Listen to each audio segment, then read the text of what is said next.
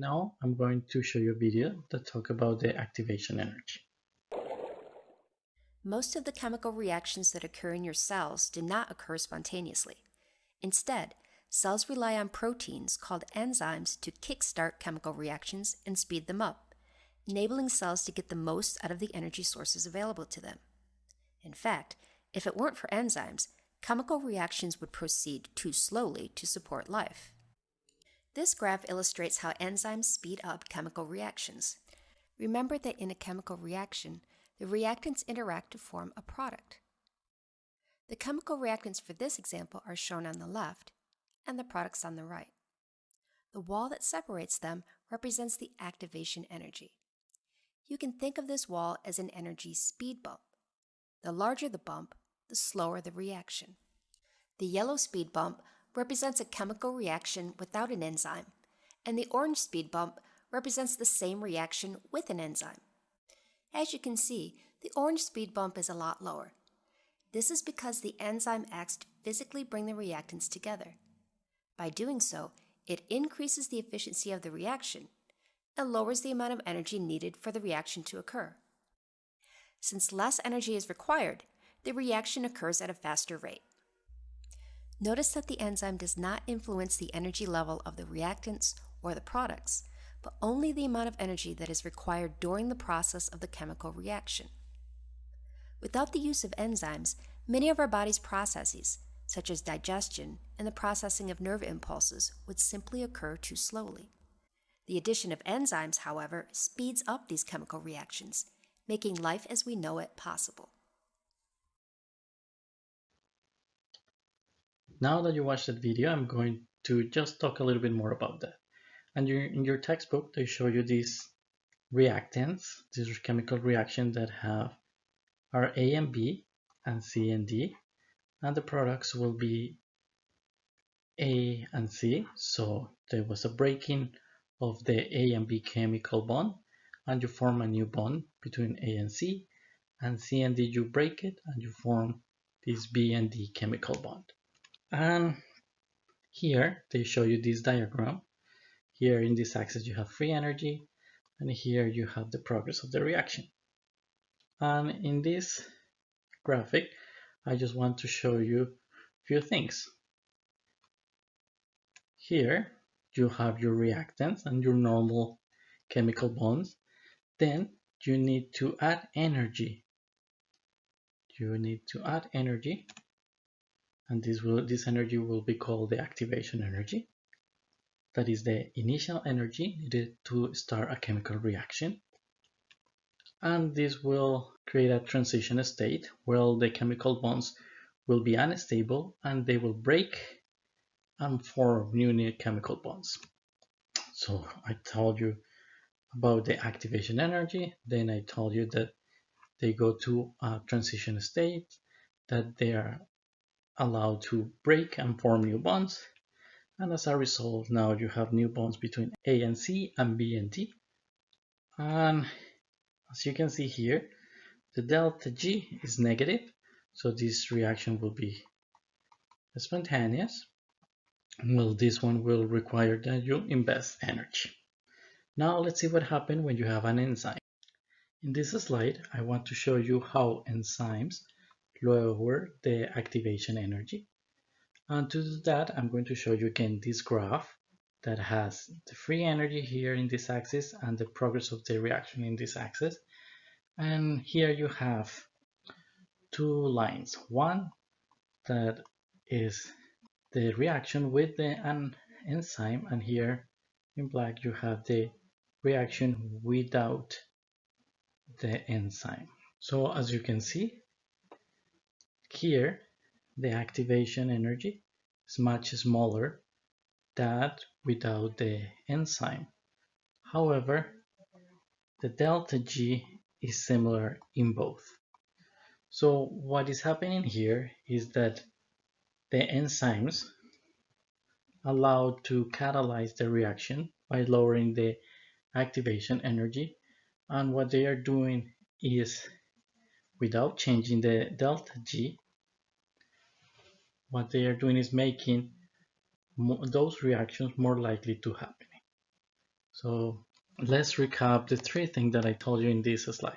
So I told you that the enzymes do not affect the free energy, and I also told you that instead they hasten the reaction that would occur eventually. So those reactions both will happen, but this one will happen much easier. And remember, this is the course of the reaction without enzyme, and this is the course of the reaction with the enzyme. So you can clearly see that there is a lower activation energy due to the enzyme, as well as there is no difference in the spontaneous section of the chemical reaction. Now I want to talk about the relationship between the catalysis and the enzyme's active site. And as we talked before, during an enzymatic reaction, the substrate binds to the active site of the enzyme, and the active site can lower the activation energy. And how it does it? And to explain this, I want to show you this picture. Maybe, I'm sure that most of you have played this game, Tetris, and you see that this is the best piece that it fit perfectly here, and as it best perfectly fit here, it will reduce the best number of rows, so you will get more points. Something similar will happen with the active site and the substrate, that the orienting the substrate correctly will allow to reduce the activation energy. And how it does it? In multiple ways. So for example, by staining the substrate bonds, by providing a favorable microenvironment, and even by covalently bonding to a substrate. In all these ways, the activation energy is reduced because the enzyme is able to grasp in a better way the substrate and is able to mold it and shape it to break the chemical bonds and reduce the activation energy. I already gave you a small introduction about enzymes, and now I'm going to move to talk about cofactors and enzyme inhibitors, that these two regulate the enzymatic chemical reaction. To understand what is a cofactor, I want to show you these two schematics. In the first one, you have the normal binding, so you have substrate, active site, and an enzyme. And if you see here, the substrate fit perfectly in this active site. However, when you have a cofactor, something different happens. In this region, this molecule is going to attach, and if you see here, when this cofactor attach here, the active site will have a higher affinity for the substrate. So this is what a cofactor is doing. So while in simple enzymes, you have an enzyme that consists only of a protein. On the other hand, there are many enzymes that are active only when they combine with other cofactors, such as metal ions and small molecules.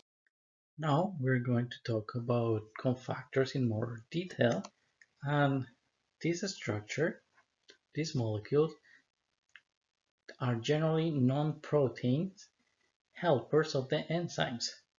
And you have cofactors that they can be inorganic, and some of them that they can be organic. So in some cases, the inorganic can be ion metals, and in the case of the organic, they are called coenzymes. And an example of that, they can be vitamins. So let's recap. The first thing that I told you is that cofactors are non-protein enzymes that help to have a better affinity with the substrate and regulate in this way the enzymatic activity. I told you that there are two types of cofactors. They can be inorganic and they can be organic. And the inorganic can be metal in an ionic form. And finally, the organic are called coenzymes. And the last thing that I told you is that an example of a coenzyme could be vitamins. Now let's talk about the enzymes inhibitors. And there are so many examples of enzyme inhibitors, including toxins, poison, pesticides, and antibiotics. And why those are enzymes inhibitors? Because inhibitors, for example, an antibiotic is stopping the reaction in a bacteria, and in that case, as it stops the reaction, it can kill the bacteria. Something similar can happen with toxin and with poison. So first thing that I told you is that examples of inhibitors of enzyme reactions can be toxin, poison, pesticides, and antibiotics.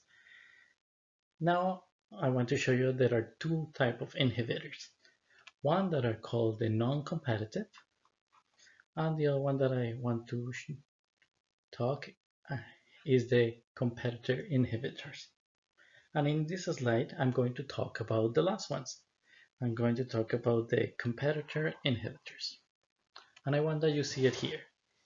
So here you see that you have your substrate, you have your enzyme, but in addition to that, you have this molecule here. And what it's doing is not allowing that the substrate and the active site have a high affinity. So it's obstructing the normal path that they have. So competitive inhibitors bind to the active site, as you can see here, and compete with the enzyme substrate. So this is the last thing that you have to remember, that these competitors inhibitors bind to the active site. Here you see this competitor inhibiting exactly binding in the active site, and they are competing with the substrate. Now let's talk about this non-competitive. And here you can see an example of a non-competitive. Here there is no difference in this region, so the substrate can definitely attach here. So to inhibit this, what the enzyme does is they find another part of the enzyme.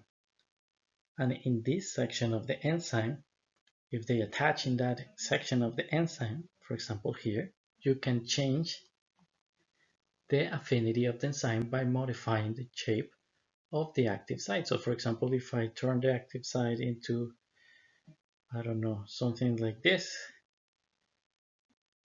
is not going to be as good the active site as it was before, just because I attach something here. And if you see, it's not competing with the substrate, it's actually modifying the active site.